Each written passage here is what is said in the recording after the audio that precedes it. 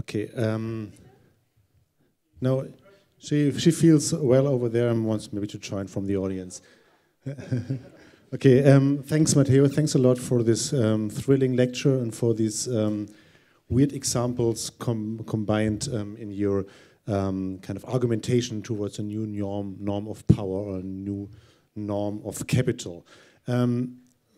Maybe we agreed on starting kind of doing some questions on your lecture and then maybe extending it very soon to the audience or to the audience or to the podium. You're on the podium. Welcome. So I have a little bit of difficulty in understanding if you talk about the norm of power or the norm of capital. And you mentioned that this norm of capital is placed, if I get it right, between the universal and the specific. Or sometimes I understand this norm as the new universal, and sometimes I get it more as something that is trying to control the relation between universal and subjectivity. So maybe could you explain a little bit more in how you place the universal in relation to this norm of power? Does it? Yes, it works.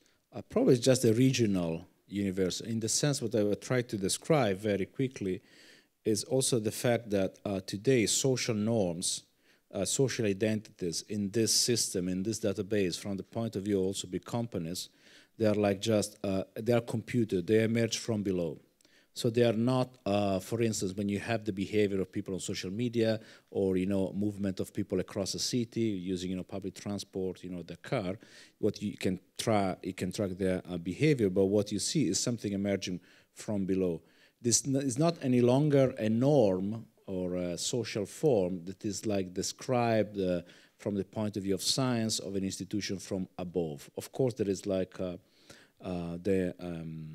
the contribution of previous science and discipline, but I try to show how these things emerge. They're computed basically in real time. And what is emerging is something that it's more biomorphic. It's like similar to parametricism for who is familiar with parametricism in terms of the picture of the society. When you have those data, of course, you can use those data to do what you want, to policing a city, to control crimes, to regulate, or to use those data to make, a financial operation, to organize production and, commodity distribution and so on.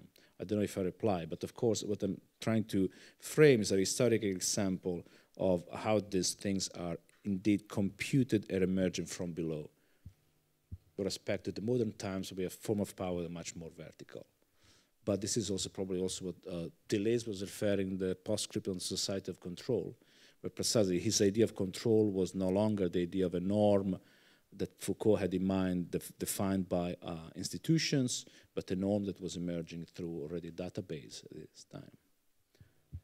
But what makes you think that this very strong tool of control is something that can be used or misused by alternative actors in society? Why do you think that this powerful instrument that is constructed by military, by capital, and by state apparatuses is such a flexible tool that it could be kind of a tool of emancipation or of... It's not could be a tool of emancipation, but it's part of that, it's a new form of digital divide.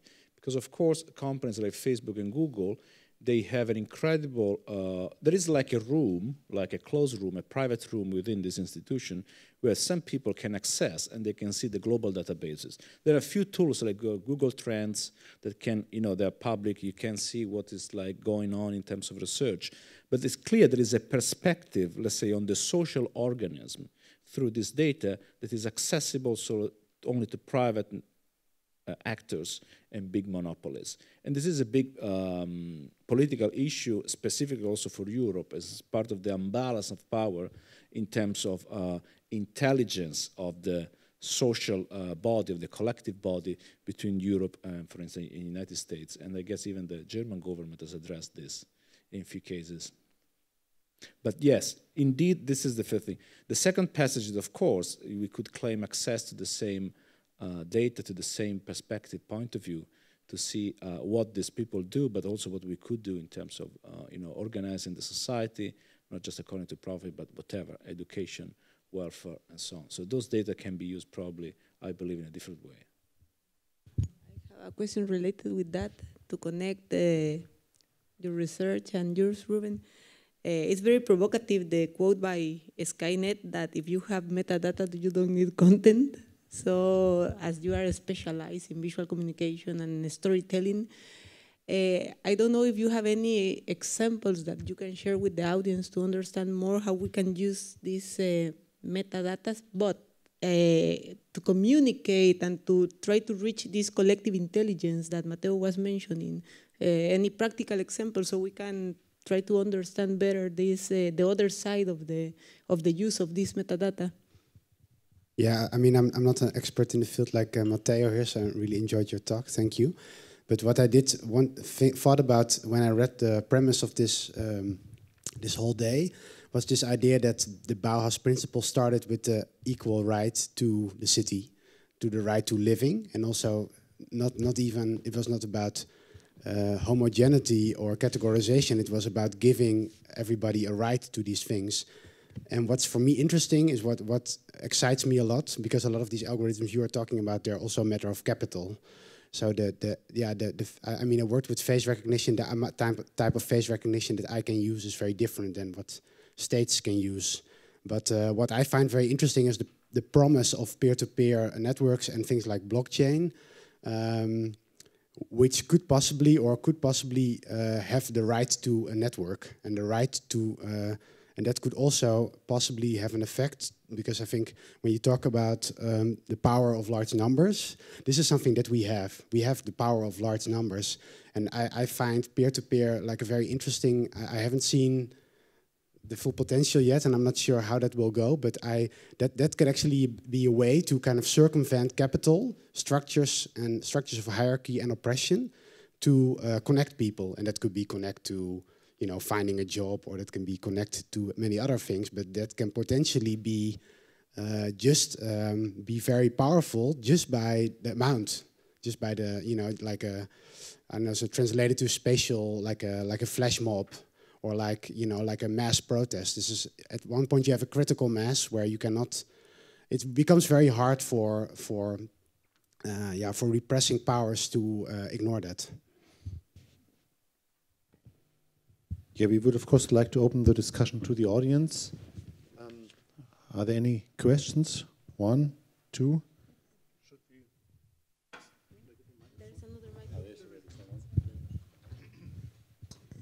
Thank you so much. Actually, I have 2 information questions concerning Skynet, and I confess I also asked because when I re-registered my Pakistani SIM card 6 weeks ago, I both had to give them a copy of my passport and a fingerprint, and I'm wondering where the data is now.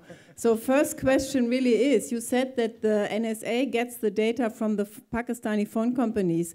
Do you know whether they give it to them voluntarily directly, or whether the Pakistani Secret Service Pakistani Secret Service sort of gets the information, gives it to the NSA? I'd really be interested, because there everybody is somehow assuming that the Pakistani Secret Service knows everything, but that's of course not necessarily the NSA itself. And the second question is, do you know whether sort of these drone strikes are decided upon only by these computer programs, or whether these are used as one among other, whatever, sort of elements, and then there is actually a person deciding on where the drone is being, is striking? No, starting from the second question. Now, indeed, when they killed people in wedding ceremonies, that was clearly an error of the algorithm. Because the wedding ceremony, if you have somebody on the ground checking, looking basically with the binacles, whatever, with the telescope, what's going on, it's clear that you can tell it's a wedding ceremony, right? So in that case, probably there are more than 8, because what I recorded are 8, but there are many others that are very similar to the accident. Those are errors. They are the military decision based. The chain of command decided on the basis of the result of an algorithm that made mistakes like that, and that's for sure. So that's the second question. The first question, sometimes it's enough you put an antenna and the antenna just record metadata, and of course when you have a packet of information going through a packet of digital bits going through a territory, it's just an antenna, you record the traffic, and you're trying to detect, indeed you get rid of the big part, or the most part of the content, that is, of the packet, this is the content, and you just retain the metadata. So sometimes you need just passive say wiretapping, not active, don't need collaboration with any. And that slides, we know for sure that this kind of things has been operated specifically on the border between Afghanistan and Pakistan in those years. Probably, or it's enough to have, but it's enough to have even an airplane with an radar antenna, just flying around.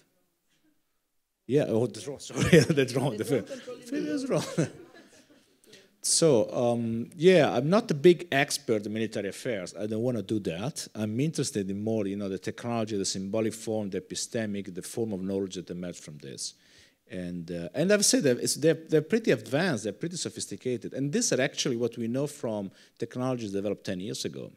So when we talk about machine learning in terms of, military use, they probably do something different now.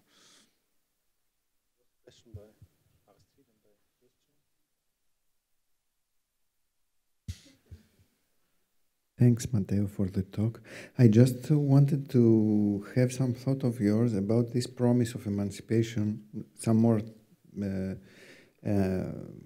due to the problem of how we understand identity through your description. I mean, identity is problematic now, so emancipation also seems problematic. I mean, if we understand the person itself or the subject as a system of patterns that are already performed through a kind of what you described. How would we describe emancipation? And is it always related to a project, emancipation, or could it be related to what was traditionally emancipation, a project of liberty, of freedom in general? I don't know. Did I use the word emancipation myself, or somebody else used it? Did I use it? Okay. So maybe I'm puzzled. No, of course, I was trying to envision, it's a big political question. I was trying to envision alternative usage. But it's also, I mean, it's funny because when I wrote this, and I'm sorry for this a bit erratic talk, but yeah, I'm a bit tired after a long day. Actually, I was positive utopian about this potentiality, and I thought that precisely, a sort of new avant-garde in relation to data was possible. But then, after the election in the United States, after the success of Trump, we recognized this new kind of fragment of the society, specifically in California, or not only California, but of the new savvy tech youngster of the United States called the alt-right. And these are like precisely, people that have an incredible preparation in new technologies. They are basically like us, they are architects, engineers, and they are extremely fascist. So they took the same potentiality that I tried to describe. They do a lot of data analytics, they design meme, and they actually were symbolically and politically successful. We noticed this incredible success in terms of cultural form that came out from that scene, and then they also were, behind part of the symbolic, spectacular success of some of Trump's election. So just to bring you a counterexample, I tried to devise some, I don't know, a description of trajectory to follow, and then somebody else accelerated from the right, in this case.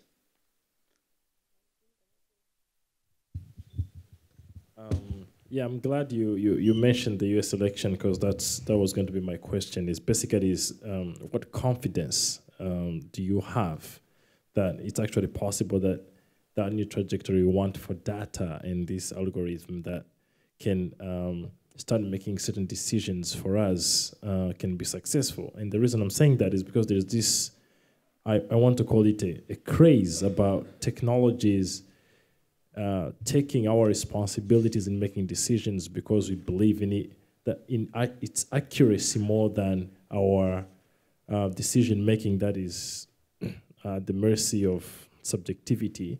And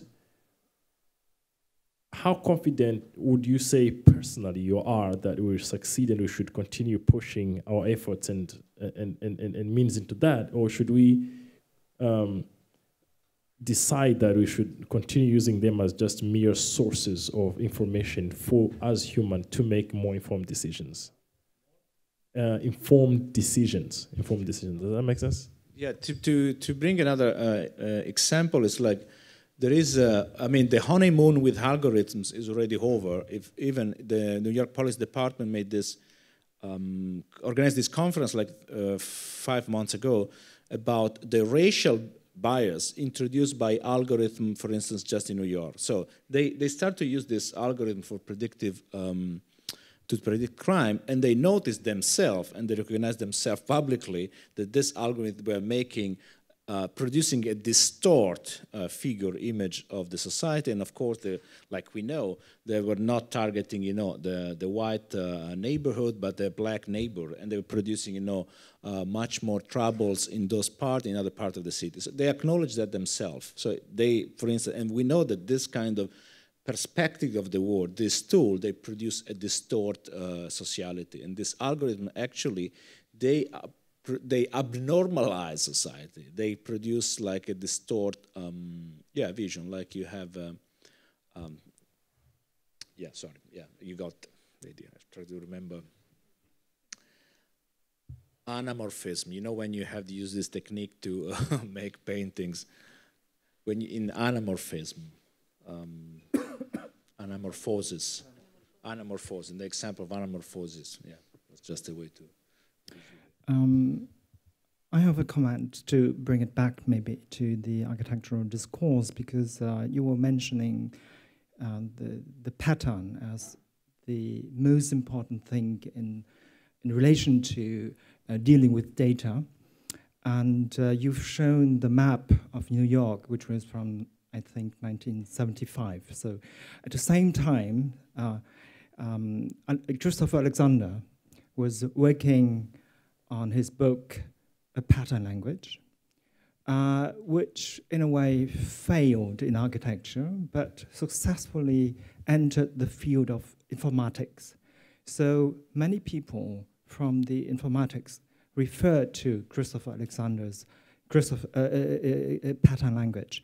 And all of his career was based on dealing with design problems as a thing where you can get to the right solution if you decomposite the problem into, if you can say so, into metadata.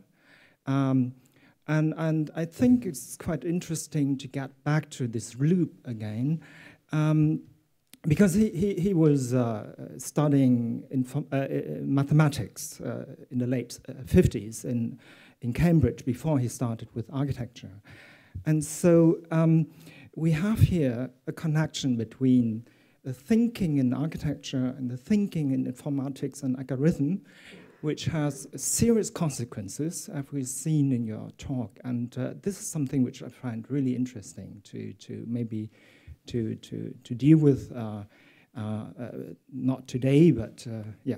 Yeah, the book by Alexander is from the 70s. I don't remember, but probably is indeed it was the period exactly the thing emerged. It was 77. I don't know very well the story, but it's probably one of the influence in this circulation of idea of using pattern recognition as the operative, the modus operandi in informatics. But yeah.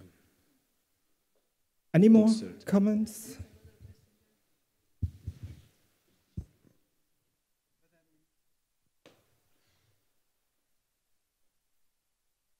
Hi, I'd like to put Ruben's last comment directly to Matteo by asking whether you see, Matteo, that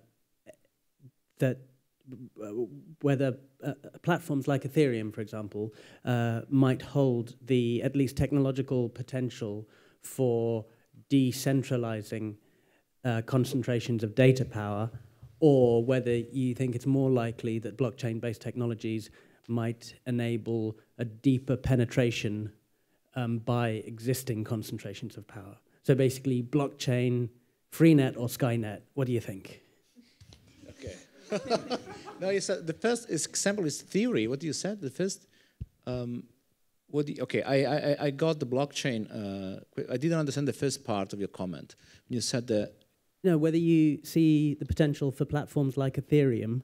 Okay, Ethereum. Okay. To decentralize existing concentrations of power. No, that's a good point. I don't know how much. Okay, the point is, yeah, how much you can deaccumulate these processes. What happened in the topology, just to be short, in the topology of the internet, of the network, digital network in the last 20, 30 years, what happened is we had an horizontal network probably, let's say, till the late 90s, and we had all the rhetoric connected to the network society and the horizontality of network, and the network as, you know, even the form of politics and blah, blah, blah. Then at the end of the 90s, 98 was the first database by Google. So it's the first, you know, it's a topological revolution of the network form. It's like it's like one node that starts to become a monopolistic point of view on all the other nodes. So you have this hypertrophy of one specific node that grows as a mushroom or any kind of micro mold you have in mind, like a slime mold, whatever, and it becomes an incredible concentration of information,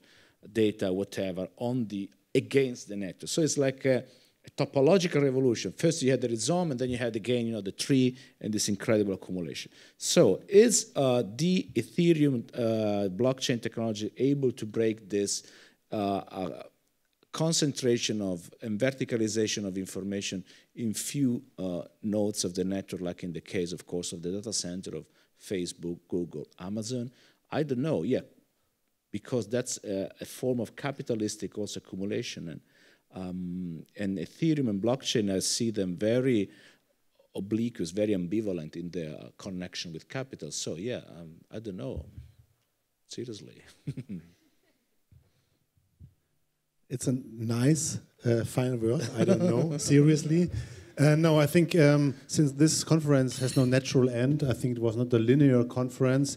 We had a very nice and I think a very interesting arrangement of different positions, and we finding each other from time to time, but also touching very different fields of knowledge and expertise. And also, as Philip mentioned at the beginning, sometimes it was hard to me to distinguish between what could be more architecture, more design-like, how kind of the question of the planetarism or the question of information distribution, how they should also be separated from each other. So I think we realized that all these issues kind of have also their disciplinary knowledge that has to be kind of carefully looked at and not to mash up all those different levels. So I think it's really a good moment to close, and I'm very thankful that so many of the participants were willing to discuss about universalism as something we can still discuss today, and that so many of the audience were willing to share this discussion with us together. And yeah, I look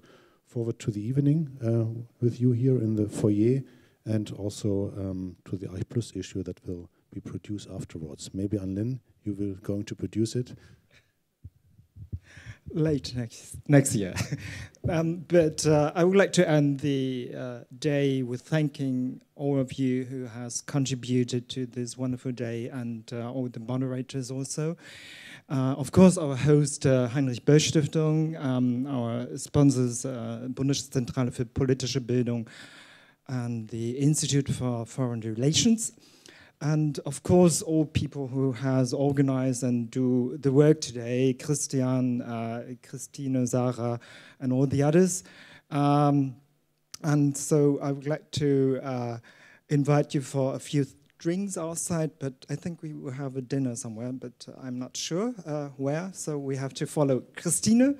So I'm really looking forward to work on the issue and working to expand all the talks and discussions today to bring it into a form which is well known to us and not very digital in a sense, but I'm really looking forward to work on it. Thank you.